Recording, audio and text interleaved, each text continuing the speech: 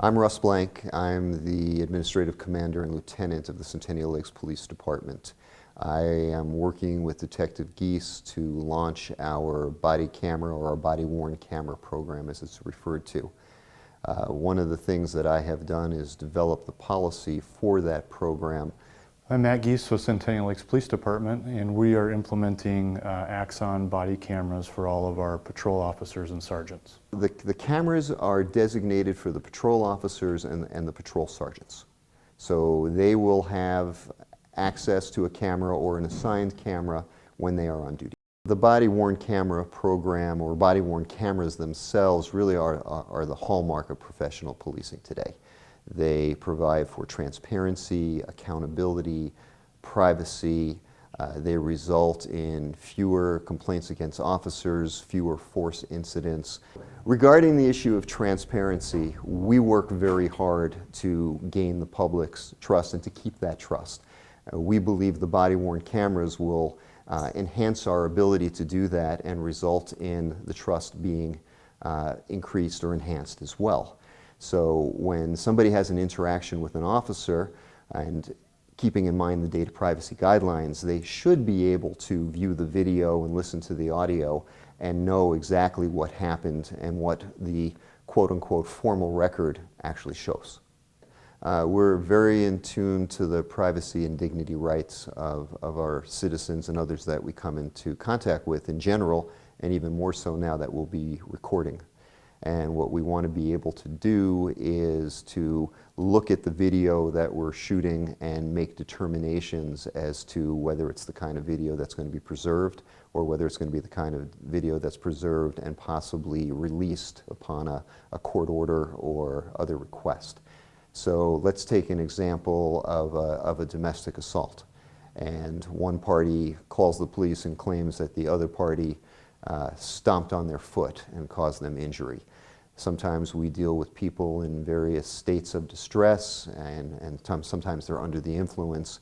We may arise and find somebody in a partial state of dress. Well, if somebody doesn't have a shirt on, that's not particularly relevant to the damage that has occurred to their foot. So in that particular instance, when the officer gets back to base and tags that particular piece of video, they may say that that video is tagged for privacy reasons, meaning that the privacy and dignity of the individual outweighs the evidentiary value of that aspect of the recording that, say, was something embarrassing. So the video regarding the damage to the foot would be relevant, evidentiary value, that would be preserved. The other portion of the video that, say, exposed somebody in a partial state of dress that was irrelevant would be blurred out or otherwise redacted. The video is, for government data privacy purposes, tagged or deemed to be, depending on what the video is, various categories, or it's tagged under various categories, I should say. So normally video is private, non-public, meaning that the subject of the video can view the video, but it's not something that goes out to the general public, unless it's an active criminal investigation, at which point it is confidential until the investigation is over. So for the sake of argument, an officer and a person have an interaction. The person says, I don't like the way the officer spoke to me. Or let's use a non-complaint type of situation where the person says, I was a crime victim, I was a little under the influence, I don't recall everything I said to the officer, I would like to see the video and hear the audio. They have a right to do that because it would be private data as to them. Now, if the criminal investigation was done, their right would be clear. If the criminal investigation was still in process, they may have to wait some time for that criminal investigation to be completed. So the officer at the beginning of their shift, they put the camera on their vest or their uniform, and they turn it on. The camera is always in a buffering state, so it's always running. For them to actually record video to the camera, they have to double press the button on the camera. At that time, it starts to record the video to the camera. The camera will continue to run until the officer manually deactivates the camera by holding the button down for 5 seconds. The video actually starts with the previous 30 seconds a video without any audio. So it captures what happened up to the event before they activated their camera.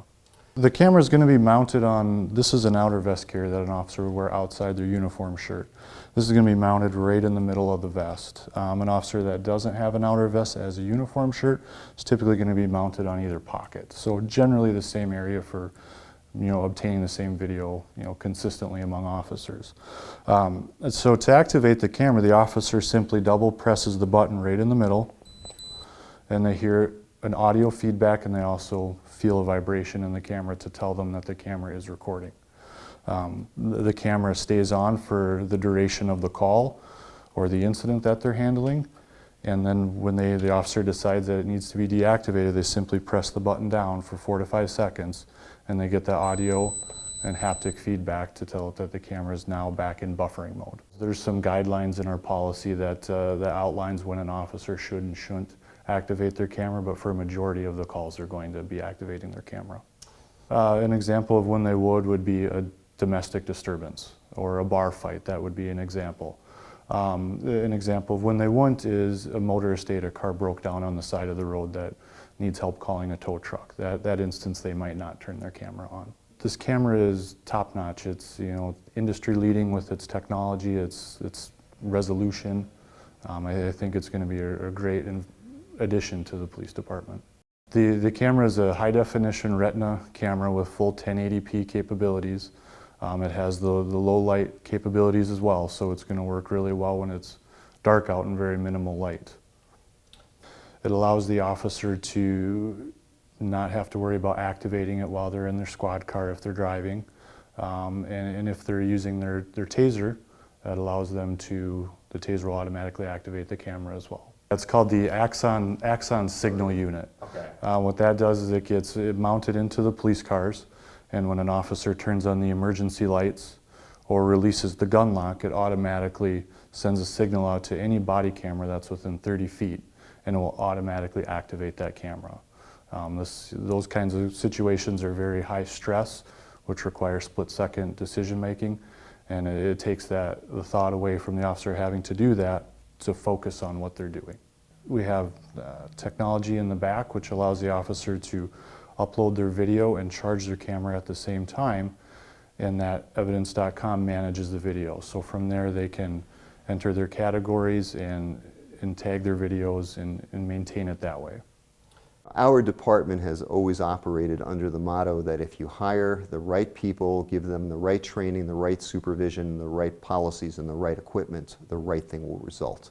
So we're very excited about the body camera program because we believe body-worn cameras are the right equipment, and they're going to enhance the service that is provided. They'll enhance the experience that officers have with the public and that the public has with the officers, and everybody will benefit. It's a true win-win.